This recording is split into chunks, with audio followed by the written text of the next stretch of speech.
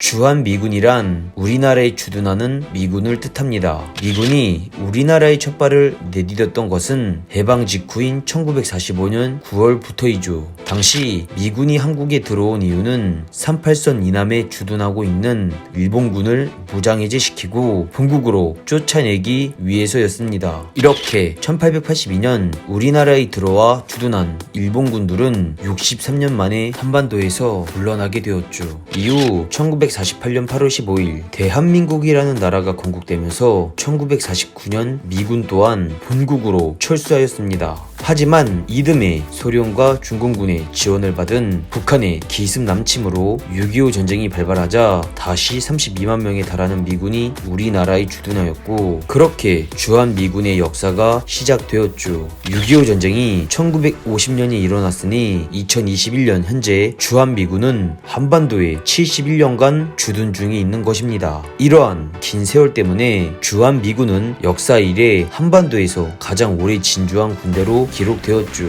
당나라군, 몽고군, 일본군보다 주한미군의 역사가 더 길 정도입니다. 주한미군은 우리나라 안보에 많은 기여를 하였습니다. 첫째, 북한의 남침 야욕을 억제시켰죠. 현재 주한미군은 유사시 세계 유일의 초강대국인 미국의 자동 개입을 보장하는 인계철선 역할을 하고 있습니다. 북한이 이 인계철선을 건드는 순간, 즉 북한이 전쟁이라는 카드를 꺼내는 순간 주한미군도 공격을 해야 되는데, 그렇게 되면 초강대국 미국과 맞서 싸울 각오를 해야 한다는 것입니다. 당연히 북한은 미국과 싸울 능력도 의지도 없기 때문에 휴전협정 이후 지난 68년간 대한민국을 향해 국지적인 도발은 감행하면서도 전쟁을 일으키진 못했습니다. 이는 항상 대한민국을 집어삼키려 하는 중국에게도 해당되는 말이죠. 둘째, 주한미군 덕분에 우리는 지속적인 경제발전을 이룩할 수 있었습니다. 주한미군이 보유하고 있는 최첨단 장비와 그 장비들에 대한 운영 유지비 수십억 달러를 모두 미국이 부담했기 때문에 우리나라는 오로지 경제발전에만 몰두할 수 있었죠. 심지어 현재 논란이 되고 있는 방위비 분담금도 1991년 전까진 우린 한 푼도 내지 않았습니다. 그렇다면 만약 주한미군이 철수를 하게 되면 어떻게 될까?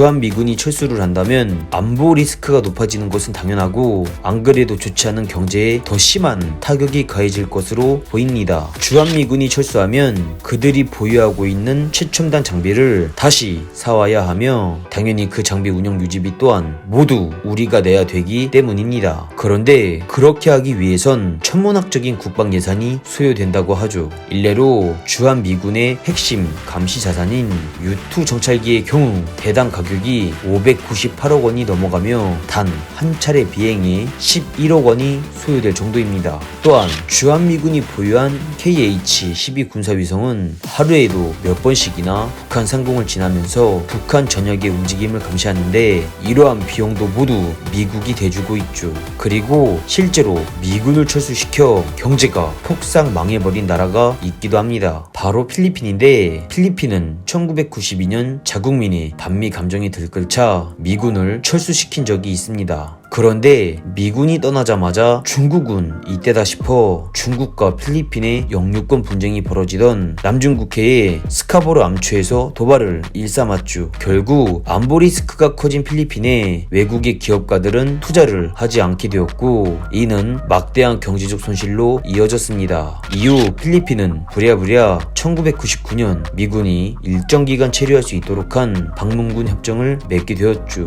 현재 대한민국은 방위비 분담금으로 매년 미국에게 1조가량의 돈을 지급합니다. 하지만 유사시 미국이 한국을 방어하는 비용을 생각한다면 방위비 분담금이 그렇게 비싼 건 아니라고 하죠. 북한과 전쟁이 일어나면 미국의 다양한 전력들이 한반도로 투입되게 됩니다. 바다에 떠다니는 군사기지인 항공모함이 출동하는 것은 물론이며, 거기에 딸려오는 이지스함과 핵잠수함, 대당 가격이 2조 원에 달하는 B2 스텔스 폭격기, 세계 최강의 전투기로 불리는 F-22 전투기까지 이루 말할 수 없는 전력들이 한반도에 투입되게 되죠. 하지만 주한미군이 없으면 이러한 전력들은 투사되지 못할 수도 있습니다. 그 이유는 한미상호 방위 조약에 자동 개입 조항이 없기 때문에 우리가 북한의 공격을 받는다고 해도 미군은 한반도로 안 들어올 수 있다는 것입니다. 하지만 지금처럼 우리나라의 미군이 주둔하면 개입을 안 하려야 해도 안 할 수가 없게 되죠. 실제로 판문점 도끼마님 사건 당시 미군 2명이 죽자 미국은 미드웨이 항공모함을 투입시켰고 북한과 전쟁 일보 직전까지 간 역사가 있었습니다. 주한미군이 단독으로 보유한 전력도 상당한 수준이라고 합니다. 군 관계자들은 주한미군에 대해 주한미군 1개 여단은 한국군 1개 기계화사단과 비슷한 전력을 갖고 있다고 보면 된다 라고 말을 하였죠.